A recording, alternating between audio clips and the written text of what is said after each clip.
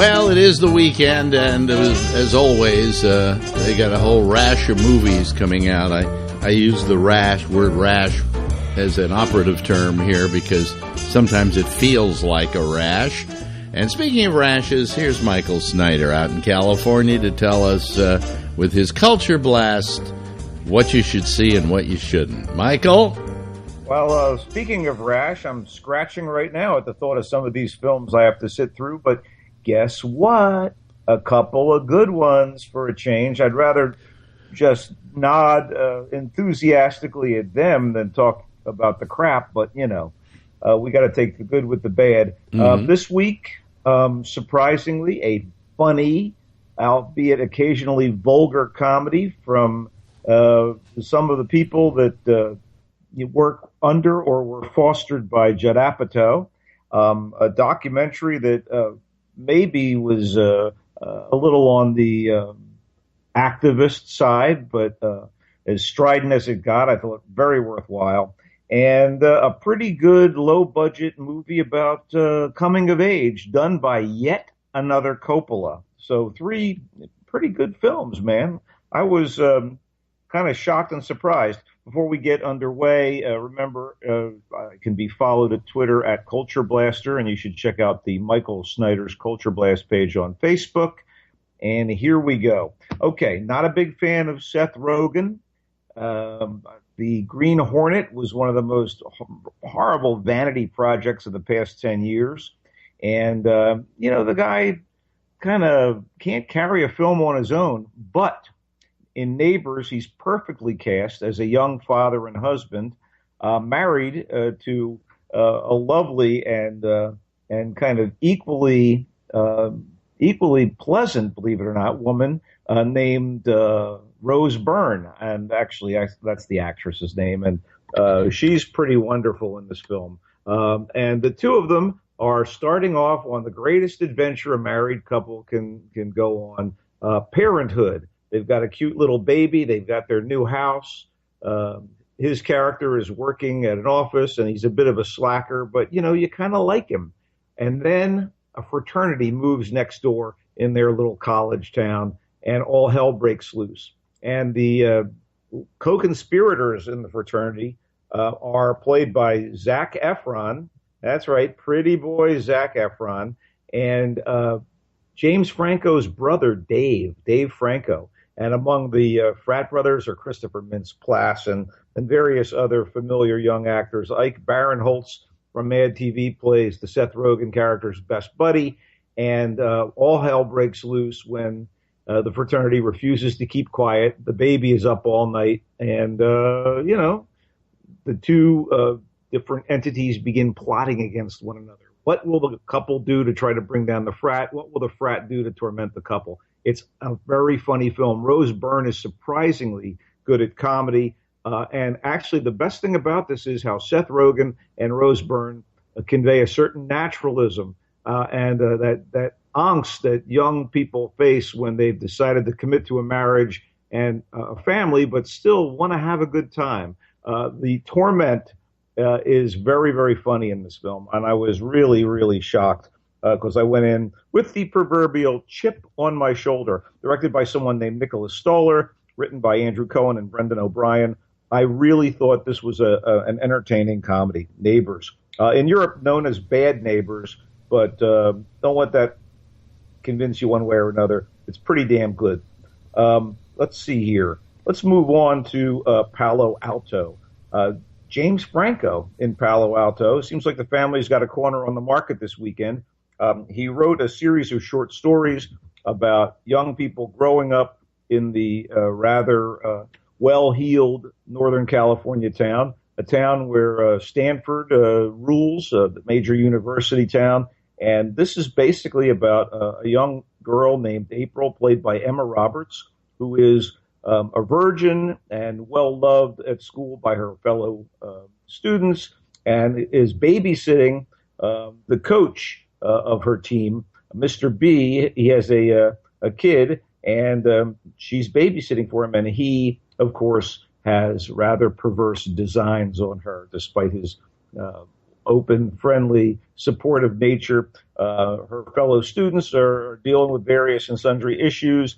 The two guys, one is sort of an art kid, and the other is basically a loose cannon. And these kids kind of reach the boiling point one semester. And I just thought everybody gave beautiful performances all the way around. It's a little light here and there. The tension as the film develops is really palpable. The kids are damn good. And of all people, Gia Coppola, who is, I guess, another grandchild in the Francis Ford Coppola, August Coppola family, does a great job behind the camera. You're going to make movies or you're going to make wine. Take your choice, kid. That's it. That was their decision, and Gia went the film route, just like Sophia, and is very good from the evidence given here. Isn't it amazing, though, how promising Sophia was, and now she no longer is? I mean, she really hasn't turned out a good film since what was the one Lost in Translation? Yeah. I liked Somewhere, the one she did with Stephen Dorff. But, yeah, I haven't been crazy about her movies lately. This is good, though. But, again, is it beginner's luck? I don't know. Solid work all around by everybody here. Val Kilmer is actually in this film and as a kind of a stoner dad type. It's very well done. And, yeah, she's a legacy kid, and she can tap into the family's connections. But I thought Palo Alto was really, really well done. Let's wrap things for now with Fed Up, which is, like I said, an activist documentary about the food industry basically saying screw you to the public, and the government basically in complicity. The idea that's presented here is that all the exercise in the world is great, and all the avoidance of fat in food is great. And processed foods are still filled with the devil, and the devil is white sugar. And sugar is what gives people a belly, and all of that, putting down Michael Bloomberg for the soda initiative in New York is well and good, but the fact is he was actually pretty much on the money. Katie Couric narrates this. She's one of the producers. Lori David, who actually produced An Inconvenient Truth, and is, I guess, Larry David's ex-wife, is one of the producers here. And good on director Stephanie Sochtig, because this movie really drops some serious science on the fact that sugar is everywhere. The food industry doesn't give a rat's ass. They're going to continue trying to shove it down your throat. And it really is at the core of the obesity epidemic in America. Fed Up is a movie people should see. I think the film should probably run in schools. But, who knows? And there's a certain sort of reluctance on the part of people to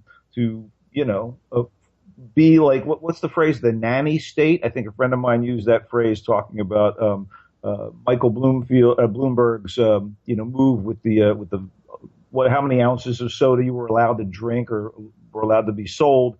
But frankly, this is very compelling stuff that suggests that, we've got to be. I think the argument with Bloomberg basically was that, it's okay to warn people about this and to encourage them to stay away from these things, but to tell them they can't is going just a little bit too far. That people have to take a certain individual initiative on their health and can't have it forced down their throat.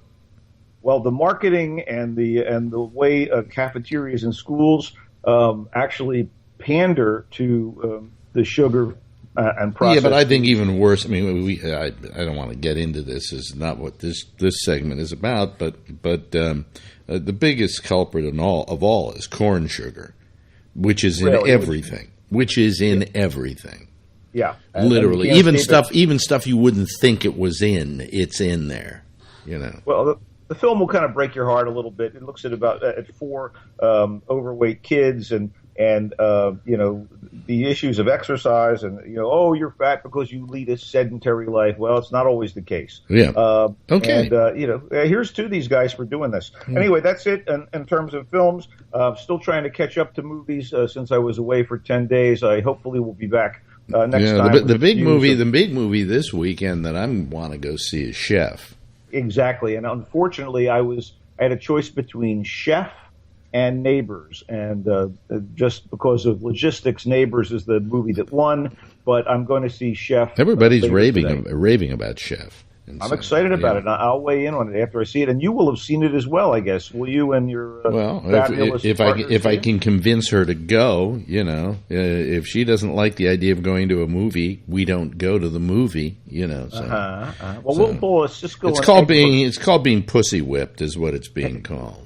If and when you see it, we'll do a little back and forth, a thumbs up, thumbs down. But I am looking forward to it. It's a film starring, and I think directed by Jon Favreau, and I guess Scarlett Johansson and a few others are in it. What are you thinking about TV-wise this weekend? Nothing, really. I can't think of anything that, I love Fargo. Fargo continues to be a great pleasure for me.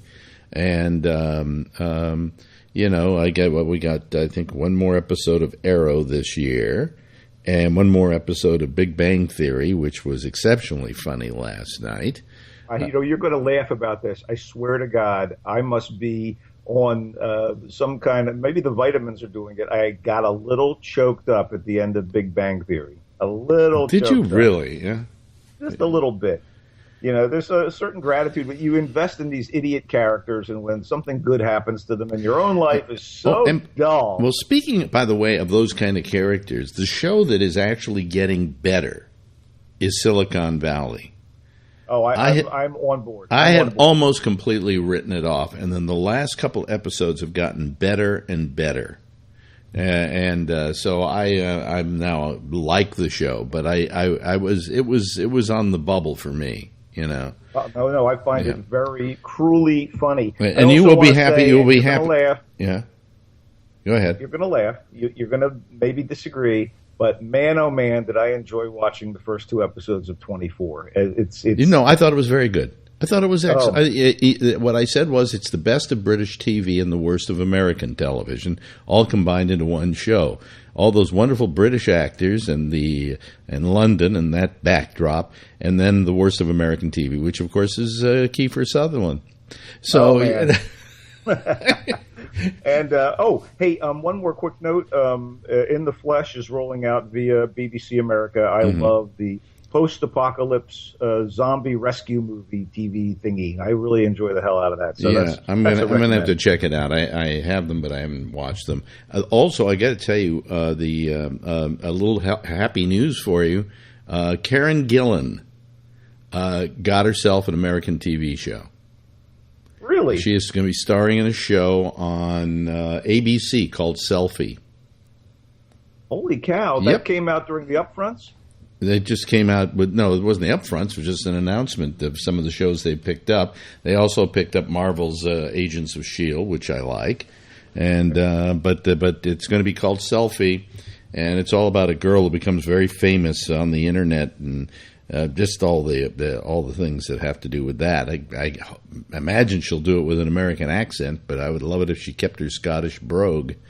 But I would love it too. You wonder, hey, Michael, why do you spend so much time in L.A.? Well, Karen Gillan's here. I may run into her. Well, also, David Tennant has an American show coming out, which is simply an American version of Broadhurst. Or was it Broadhurst? Broadchurch. And it takes place in America, and it's basically the same plot. And they went and they got David Tennant to do it with an American accent. It makes no sense to me why they do these things. There was a perfectly wonderful show a while back called Utopia in England, and they're going to do it in America. Produced by, what's his name, who does House of Cards, the director. Sam Mendes. No. He also did Girl with the Dragon Tattoo, the American version. This guy seems like all he can do is retread British stuff or European stuff and do it not quite as well. Because honestly, I'm totally excited about Series 2 from the UK of Utopia, but they're not done yet, and that's what I'm looking forward to. Anyway, yeah. Well, I would say that's about it for today, huh? Yeah, it is, and I'm doing my best to catch up, everybody. And in the meantime, have a great week, and we'll chat again next. Okay, bye.